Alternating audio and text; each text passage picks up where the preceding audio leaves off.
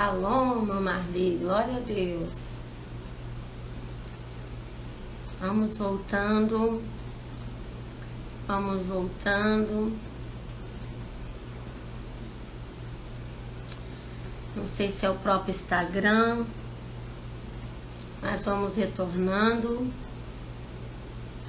O vídeo encerrou sozinho, igual na live dia das 18 horas, que o vídeo encerra sozinho, né? Estamos irmã Verônica Guerreira também. Glória a Deus pela sua vida, Claudinha, Loide. Aleluia, irmã Eliane Guimarães, sejam bem-vindas. Glória a Deus. Melox, entrou Jaque, seja bem-vinda, Jaque. Irmã Karine Boldes, glória a Deus, sejam bem-vindas. É igual tem acontecido na live das 18 horas, né? Tem caído. Glória a Deus. Psico Celina, seja bem. Esses olhos de cílios imóveis, só Jesus, né?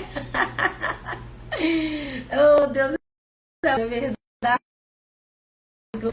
Tá me de filtro aqui. Ai, pai. Tem que ter um filtro, né, gente? Porque tá estranho demais. Sem nada externo, né? Sem nada, só eterno. Não é demais, né? Vai com filtro nenhum. Vai deixar tudo básico mesmo. Vamos lá, queridos. Glória a Deus. Vamos entrar no nosso assunto, então. Sejam todos bem-vindos de volta. Se cair, a gente volta de novo. Amém? E o assunto hoje é tremendo. É tremendo. Nós vamos falar, então, sobre a descoberta da relação metafísica que manifesta uma equivalência entre as evidências que existem entre iniquidade e a epigenética à luz da palavra. Ou seja, nós vamos provar à luz da ciência que iniquidade é real. Amém? Que iniquidade está verdadeiramente associada, vinculada à influência da nossa genética. E para a gente caminhar, um resumo do que já foi falado até aqui é que nós podemos considerar que nós somos, então, uma rede de programação hereditária pré-estabelecida, porque nós somos resultados das informações genéticas dos nossos pais, avós e bisavós. E então essa programação hereditária pré-estabelecida, ela também é evolutiva, ela cresce, ela amplia.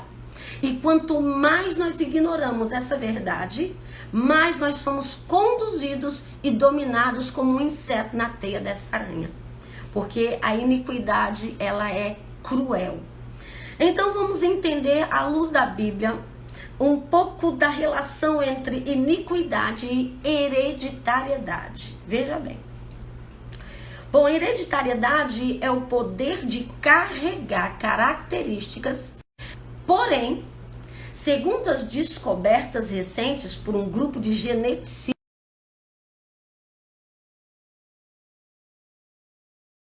do Reino Unido, e esses dois geneticistas, que é o Greg Mellon e a Erica Miska, e ela ganhadora do Prêmio Nobel, eles identificam que a hereditariedade e a iniquidade estão extremamente associados, e o que eles descobriram atrai ainda mais a nossa atenção para isso.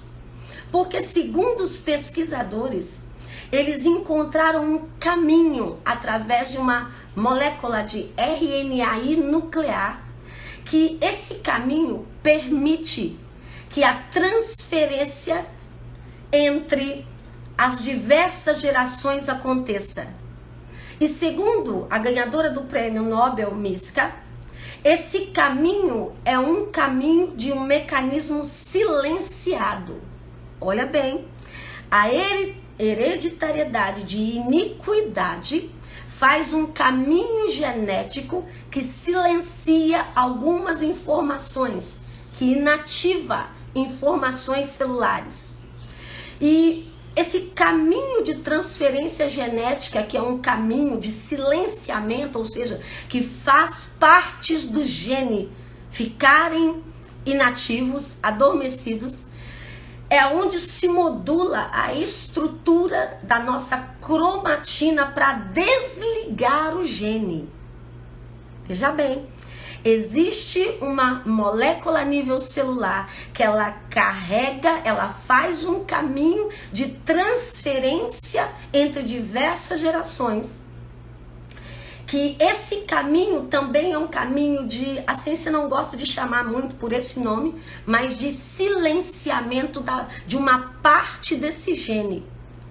E segundo eles chamam isso de paramutação genética, que é uma característica que indica uma estabilização ou uma autonomia de algo chamado ou identificado como um marcador epigenético. Ou seja, já não é mais uma alteração intrínseca a uma pessoa, mas uma alteração de um organismo pessoal. Ou essa epigenética passa a ser um outro organismo determinante dentro da gente. Mas o que vem a ser então essa epigenética? O termo epigenético, que é o termo que está atrelado à iniquidade, ele significa no conceito básico da palavra epi é superior, acima, sobre, genética. Então é uma ciência, um estudo que está acima da genética. Então, o caminho que a iniquidade faz no gene, então o caminho de um mecanismo de silenciamento a nível hereditário é considerado pela própria ciência algo chamado marcador. Este pedaço do gene que está silenciado, ele recebeu um marcador. E esse marcador o silencia. E esse marcador tem uma definição chamado marcador epigenético. Ou seja, algo que está acima da genética. Vamos dar um conceito básico e científico então para a epigenética. A epigenética em si vai estudar essas alterações do DNA que não vão modificar a sua sequência, a sequência da dupla hélice, mas que afeta a atividade de um ou de mais genes. Meu Deus! Vamos para vocês entenderem um pouquinho do que eu estou falando. Vou tentar mostrar para vocês o que está acontecendo a nível hereditário, a nível de iniquidade, a nível espiritual na genética humana por causa do pecado. Vou ter que pegar o meu notebook e vou tentar mostrar para vocês. Ok, olha só. Eu queria pedir para pessoas que estão fazendo solicitação, não faça, tá ok? Porque senão vai atrapalhar aqui o que eu quero mostrar para vocês. Veja bem aqui. Aqui nós temos o nosso cromossomo, não é? E aqui nós temos as fitas cromossômicas, que são as fitas de DNA. Essas fitas de DNA vão se ramificando. Em um momento, né, a epigenética começa a se manifestar e isso pode acontecer por causa de 3 enzimas. Uma enzima específica, ela vem, se adere à fita de DNA. E essa aderência à fita de DNA vai criar essas espécies de pequenos nucleolos aqui. E quando a gente pega um deles para poder identificar o que é o marcador epigenético na fita de DNA, é exatamente um pedaço aqui, ó, do gene que está calado, inativo, silenciado, inoperante. Aqui opera a iniquidade. Agora, isso não é em um lugar, isso é em milhares de locais nas fitas de DNA. Olha bem, ou seja, aqui o termo está até aqui embaixo explicando. um marcador epigenético, que é essa enzima, que se liga na fita e faz esse pedaço aqui ficar inativo. Não sei se deu para você ver bem, é uma pena, porque infelizmente seria bom se a gente estivesse transmitindo a live pelo OBS, que é um aplicativo de transmissão muito legal, que dá para passar as imagens, mas aí precisava de uma outra pessoa. Mas eu espero que você tenha conseguido ver, identificar aonde se instala no DNA o marcador epigenético. Tem um aqui assim, que é o rosinha marcado, aqui assim, e quando a fita é aberta, dá para ver melhor ele aqui. Isso é explicação científica. Amém? Que bom que deu para vocês verem. E aí, vamos entender aqui as 5 maiores áreas que esses marcadores vão atuar. Esses marcadores de iniquidade vão agir.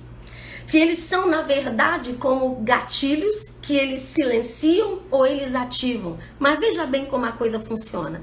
Os genes que são de bênçãos, os genes que são para ativar, que falam das informações de bênçãos, que vão manifestar as suas potências, ficam silenciados, ficam inativados. Mas os genes que carregam as informações de pecado, de destruição, de morte, de sentimento de fracasso, de pensamentos de derrota, suicidas, esses ficam ligados. Vejam bem. E quais são as principais áreas que esses genes marcadores epigenéticos ou epigenômicos, que são também gatilhos de iniquidade, quais são as principais áreas que eles vão atuar? Eles vão atuar exatamente nessas áreas com uma finalidade específica. Na área de quebrar aliança, amém? E eu digo quebra de aliança de todas as esferas, conjugal, ministerial, sabe? Quebra de aliança em acordos de sociedade, onde um prejudica o outro, quebra de aliança. Idolatria ou sacrifício de sangue, derramamento de sangue ilegal e imoralidade sexual de todas as formas e o roubo a Deus. São as 5 principais áreas que os marcadores genéticos eles vão atuar. E se comprovou isso cientificamente. Veja bem que essas 5 maiores áreas são áreas que a iniquidade, na verdade, vai trabalhar, e quando elas estão ativadas, elas vão mudar os tempos e as leis na nossa vida. E aqui está a maior faceta da iniquidade. É na linha do tempo aprisionar o padrão. Veja bem, se Satanás, se o pecado, se você mesmo, se ele conseguir que você trabalhe em alguma dessas áreas com ele, o que vai acontecer? Ele vai torcer a estrutura do DNA e codificar padrões de pecado para mudar o seu tempo e frustrar o seu destino. Então, quando nós concordamos com qualquer uma dessas tentações relacionadas aí que eu acabei de citar, nós veremos espaços quebrados. Né? Esses espaços quebrados são chamados de, na luz da palavra, as brechas, as arestas, mas na ciência são os marcadores epigenéticos. Veja bem que sempre se manifestarão na forma de fraqueza nos nossos corpos, na forma de distúrbio, na forma de ativar, de hiperativar ou diminuir estímulos.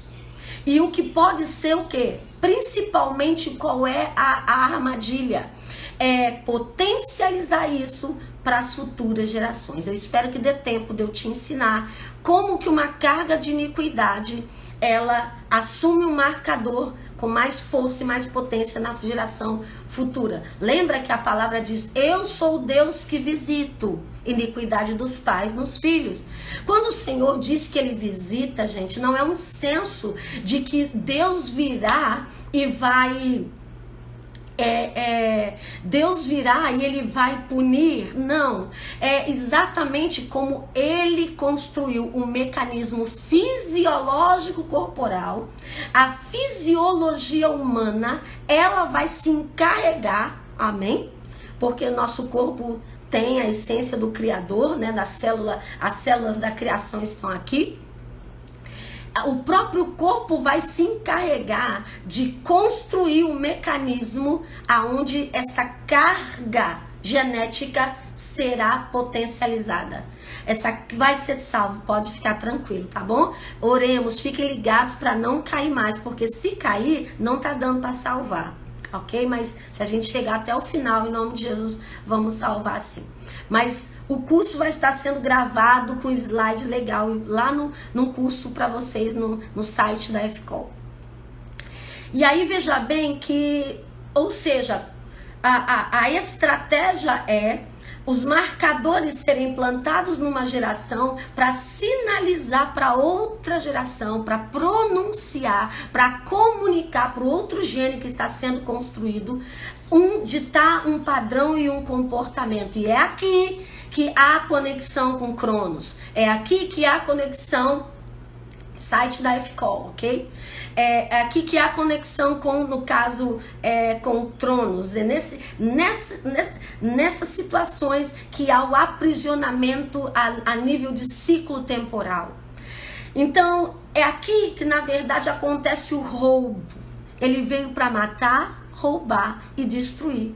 Então, nós precisamos reiniciar os nossos relógios espirituais, os nossos relógios celulares, os nossos relógios genéticos, para nós ganharmos as bênçãos que o Senhor planejou para cada um de nós, para que nós tenhamos acessá-la. Ainda aprofundando o entendimento de como que a iniquidade atua a nível genético, veja bem que pesquisadores já em todo o mundo consideram que os fatores do ambiente, fatores estressores ambientais, família com brigas, com gritos, violências, xingamentos, tipos de informações que o corpo recebe, absorve, o que entra pelos olhos, o que entra pelo ouvido. Cuidado com as crianças expostas a jogos, desenhos, filmes, tudo isso. Vão produzir fortes sentimentos, podendo até chegar a sentimentos de amargura, de ódio, tristeza, vivenciados por uma pessoa num determinado momento. Isso vai produzir pensamentos negativos constantes, que possuem o poder de trazer modificações no genoma e controlar as expressões do gene. Veja bem, não é na alteração da fita do DNA, mas planta-se um marcador que vai determinar uma informação futura.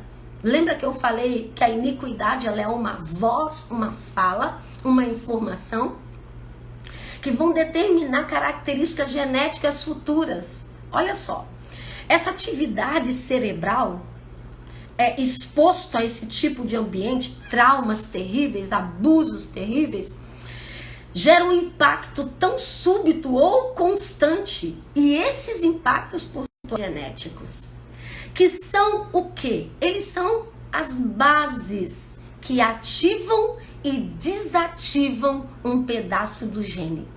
E por meio dessa ativação ou desativação, com modificação de moléculas chamadas estaminas.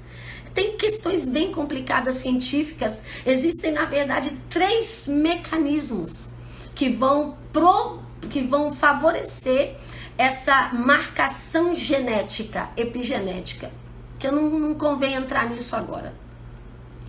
Então, veja bem, vamos aprofundar um pouquinho mais a relação entre gene e iniquidade.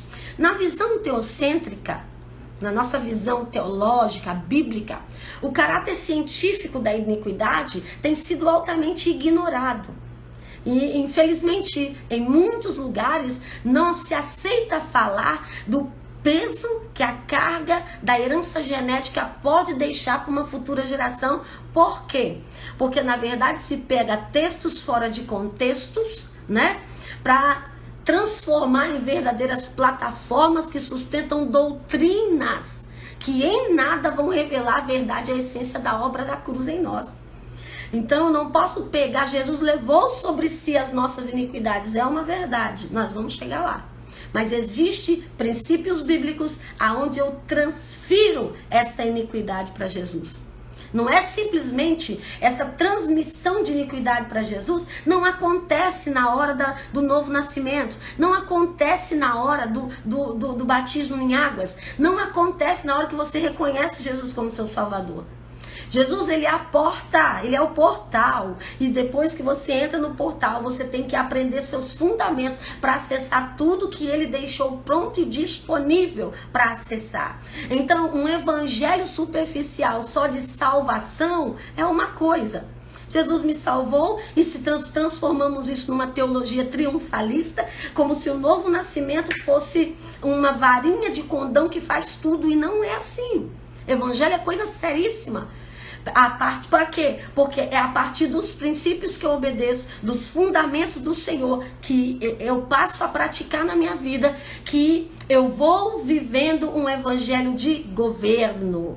E aí sim, o governo do reino é onde eu tenho autoridade para limpar a minha genética, para viver uma nova realidade em Cristo Jesus, para ter a purificação das minhas iniquidades, associando a minha vida a uma vida de princípios. Amém? Ou seja, então, essa visão teocêntrica, infelizmente, tem distanciado a igreja de reconhecer essa verdade. Mas a ciência comprova que o contexto geracional deixou de ser unicamente pessoal e passou a ser um fator determinante para as nossas estruturas emocionais e até nossa capacidade de aprender. Por exemplo, até nossa capacidade cognitiva. Gente, situações como dificuldades no aprendizado, concentração, dislexia, hiperatividade, tudo isso pode estar associado ao quê? A um padrão genético. Então, nós não podemos descartar, por causa de uma mentalidade triunfalista, que simplesmente o novo nascimento em si opera qualquer coisa. A não ser que a pessoa seja batizada com fogo. Amém? Se ela recebeu o batismo de fogo na hora que ela reconheceu Jesus como Salvador, aí sim, a iniquidade dela foi purificada. O que é o batismo de fogo, pastora Júlia? Como o apóstolo Paulo diz, nós temos que pedir batismo com o Espírito Santo. João falou, ele nos batizará com o Espírito Santo e com fogo. O batismo de fogo é o batismo do fogo consumidor. Alguns interpretam como o batismo do juízo, mas na verdade o batismo de fogo, dentro do entendimento que eu creio, é o batismo de purificação. É o batismo que o fogo consumidor vem, porque o fogo refina o que está refinado e purifica ainda mais aquilo que é puro. Ele separa escórias. Então, a característica do fogo consumidor é exatamente vir como um fogo purificação, mas lá em Sodoma e Gomorra foi um fogo de juízo. Outra coisa. Nós estamos falando de algo que o Espírito vem e faz em nós. Então, o fogo consumidor é o fogo da mudança de caráter. Pá! É aquela pessoa que não dá trabalho no discipulado, não dá trabalho para amadurecer, amadurece rápido. Você está entendendo? Pega as coisas de Deus assim rápido. Então, não é só pegar as coisas de Deus, mas é aquele fogo poderoso que vem, que alinha a pessoa numa revelação e num outro nível de vida. Peço fogo, peço batismo de fogo, todo dia peça mesmo. Batismo com fogo consumidor. E, gente, não é à toa que ele não se vê quase ninguém falar, porque ele é um mistério muito grande. Ele é algo muito poderoso. E esse batismo de fogo é o próximo e último batismo de fogo. Aleluia!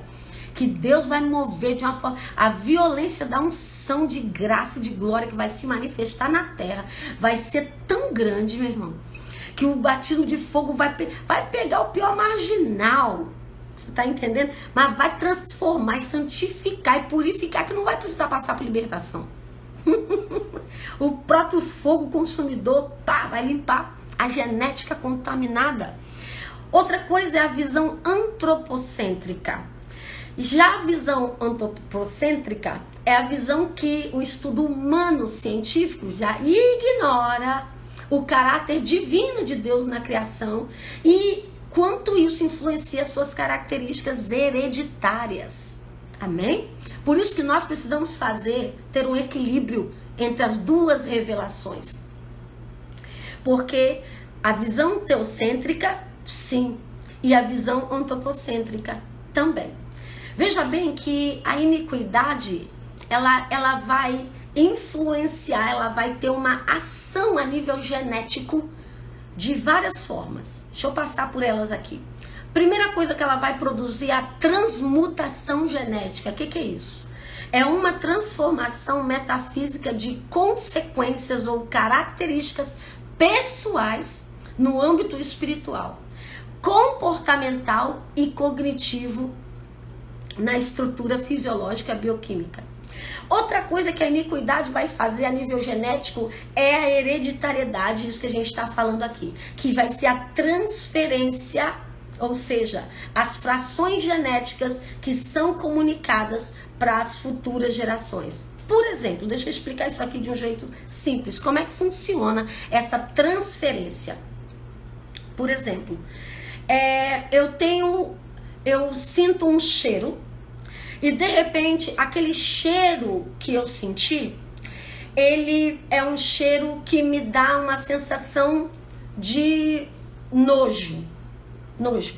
Então as minhas células nervosas vão criar, ok?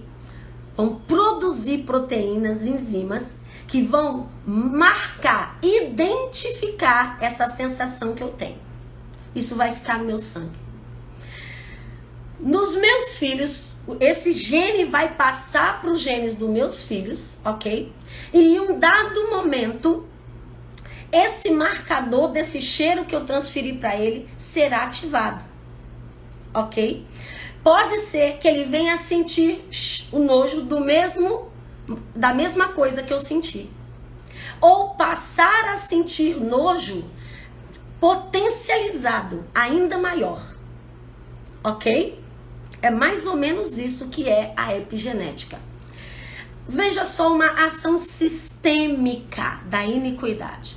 São efeitos fisiológicos no corpo que vão resultantes da influência sofrida lá na mudança do gene.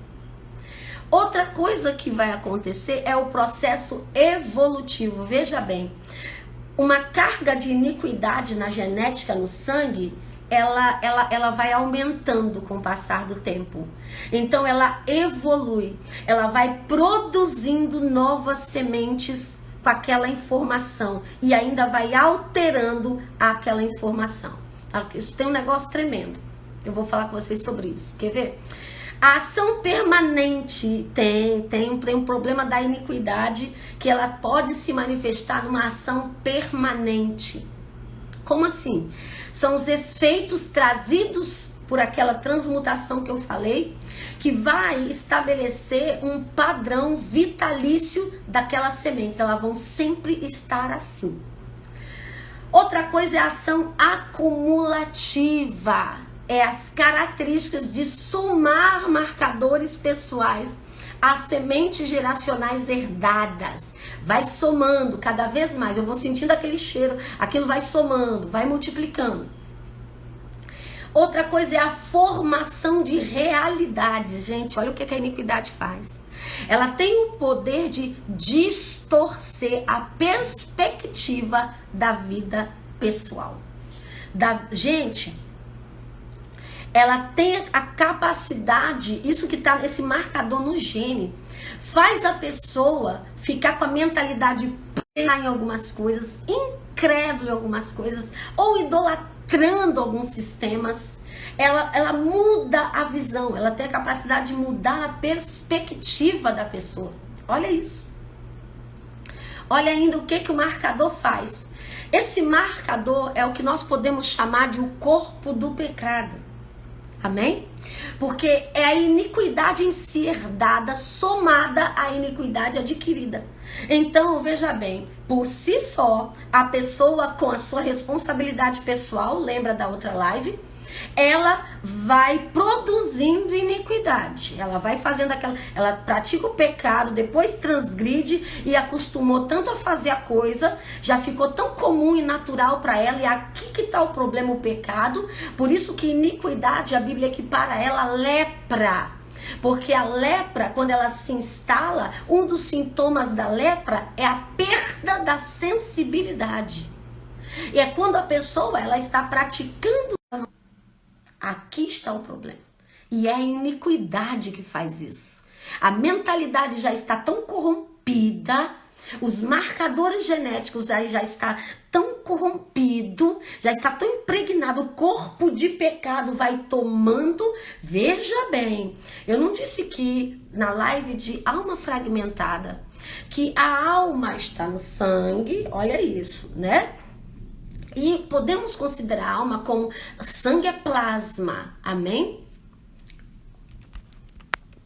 Falhou, vocês estão me ouvindo agora? Porque caiu a energia aqui.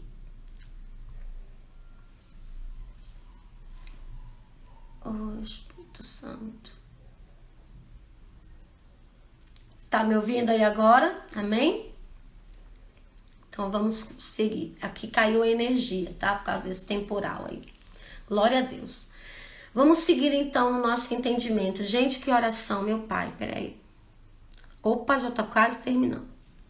Você tem tanto para te falar. Meu Deus do céu.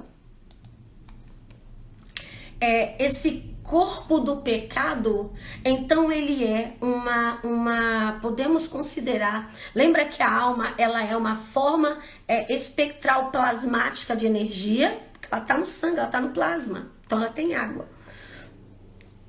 E o corpo do pecado também. E veja só que o corpo do pecado, ele carrega em si, ele absorve em si, não só a carga de iniquidade que a pessoa vai produzindo por aquilo que ela passou a provocar, por aquilo que está corrompido e que está ativo no marcador epigenético, como aquilo que ela adquiriu de papai, mamãe e vovó. Ou seja, formando um padrão de iniquidade pessoal que vai ser passado ainda mais, que vai ser potencializado para a próxima geração. E aí é aonde vai se estabelecer o último nível de influência da iniquidade no gene, que é o comportamento programado do corpo do pecado. Como assim? Vai ser praticamente a ação, a manifestação, as atitudes em si que a pessoa vai ter em função daquela voz, daquela informação que ela carrega no seu gene. Amém? Meu Deus, pastor, presta atenção numa coisa. Olha só. Na verdade, a gente está vendo que essas células, as células danificadas, elas atingem esses genes, né, através de questões espirituais, e essas células são danificadas a partir de questões espirituais e são danificadas geneticamente, o que vai produzir o quê? Uma torção e uma mudança do plano original que o Pai tem para o nosso destino. Chuck Pierce fala no livro dele, ele explica muito legal sobre isso no livro Guerra de Sangue. Então, na verdade, está acontecendo uma guerra de sangue dentro de nós. É o que o apóstolo Paulo vai dizer: o bem que eu quero fazer, eu não faço. E o mal que eu não quero fazer, este faço. Ó terrível homem que sou, quem me livrará do corpo desta morte? Porque isso é o que é uma morte, é um tipo de morte que está mesclada, acoplada, colada na genética. Amém? E aí, veja só, prove isso na palavra agora, pastora Josi. Vamos lá. Vamos provar isso na Bíblia acerca dessa todos essa evolução de iniquidade que eu te falei através de um texto tremendo que está ali em Gênesis 48. Ali você vai ver o processo evolutivo dessa semente, dessa célula marcada. Lá em Gênesis 4, no versículo 8, você vê o quê? Caim matando Abel por ciúme, inveja. Você vê que há uma carga ali de iniquidade. Mas Lameque, a quarta geração de Caim, lá em Gênesis 4, 23, Lameque já mata por outro motivo. Lameque já mata por ódio e por intolerância. Um cara ele matou porque ele se defendeu. O outro só porque mexeu com ele. Ou seja, olha o que o amor esfria, ou seja, a iniquidade faz, a bondade, a tolerância, os frutos serem mortificados dentro da pessoa. E ela passa a manifestar uma carga maior, porque na quarta geração, a partir, veja bem que Caim deixou uma semente para a segunda, que essa semente alimentou a terceira, e essa terceira, que foi alimentada pela segunda e pela primeira, quando chega na quarta geração, ela se manifesta com uma carga ainda maior. Meu Deus! Aleluia!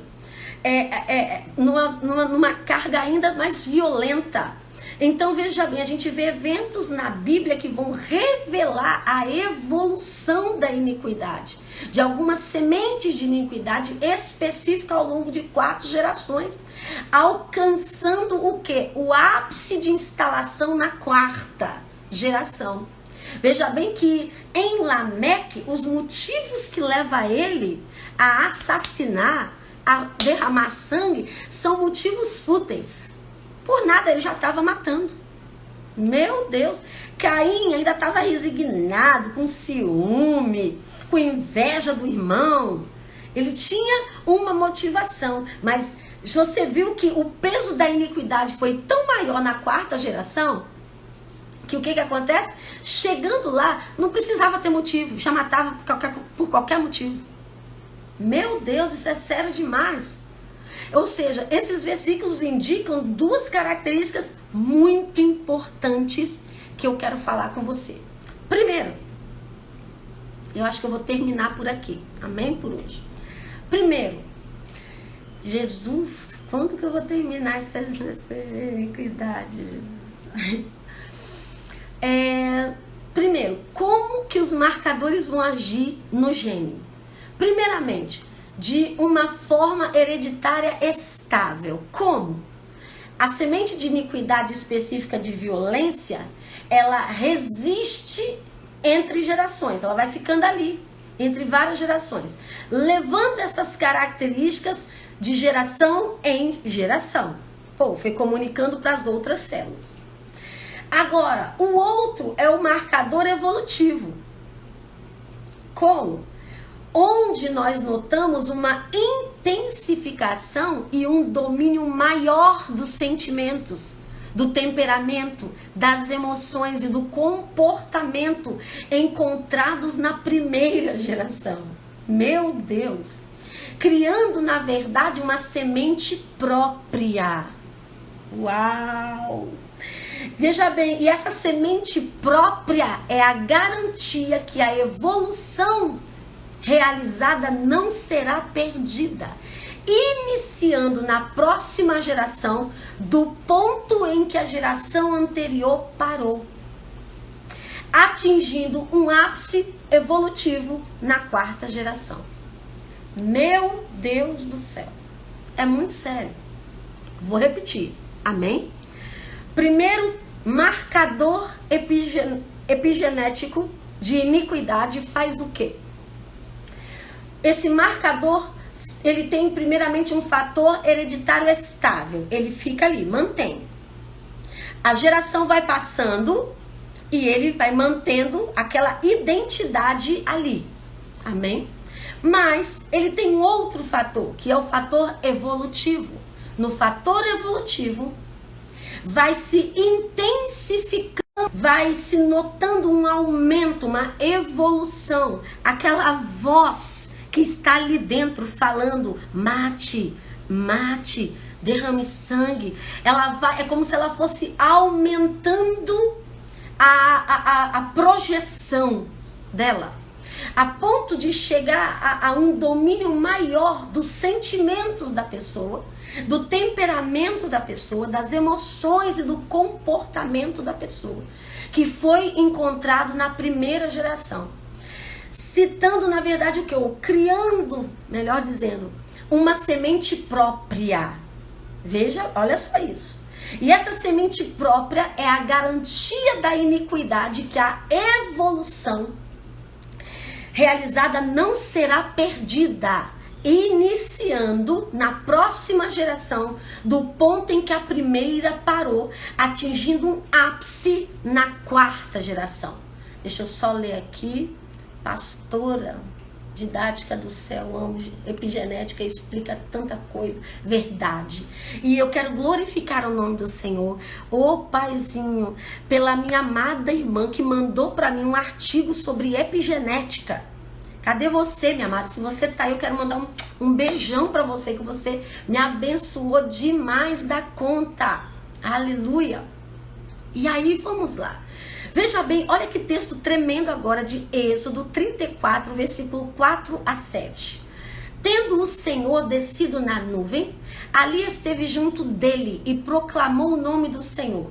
E passando o Senhor por diante dele, clamou: Senhor, Senhor, Deus compassivo, clemente e longânimo, e grande em misericórdia e fidelidade, que guarda a misericórdia em 1000 gerações, que perdoa a iniquidade, a transgressão e o pecado, ainda que não inocente o culpado, e visita a iniquidade dos pais nos filhos e nos filhos dos filhos, até a 3ª e 4ª geração. Eu creio que esse texto ficou muito claro para você a partir dessa explicação. Amém? Olha isso. Mas vamos aprofundar um pouquinho mais aqui. Salmo 109, 14 a 19 diz o quê? Na lembrança do Senhor, viva... Que lembra? Gente, isso aqui tá falando de genética. Tá falando da memória de Deus lá em cima. Tá falando de Deus, o que Ele programou, a nossa fisiologia. Na lembrança do Senhor, viva a iniquidade dos seus pais. E não se apague o pecado de sua mãe. Permaneçam ante os olhos do Senhor, para que se faça desaparecer da terra a memória deles. Porquanto não se lembrou de usar de misericórdia, mas perseguiu o aflito e o necessitado, como também o quebrantado de coração, para os entregar à morte. Amou a maldição, ela o apanhe, não quis a bênção, aparte-se dele, vestiu-se de maldição como de uma túnica. Aí, olha só, isso é Deus, hein? Presta atenção. Penetre como água, penetre quem é a iniquidade, penetre a iniquidade no seu interior, penetre como água no seu interior, e nos seus ossos como azeite. Como a iniquidade ela envolve a alma, como a iniquidade ela impregna órgãos, tecidos, sangue, ossos. Ela vai ela que é as memórias dos registros genéticos nas entranhas. É um marcador epigenético. Veja bem, aí o texto vai dizer que a iniquidade penetra como água. Nós somos 70% água. É como um piche negro. Isso mesmo. É algo negro, treva, tenebroso. É o corpo do pecado mesmo.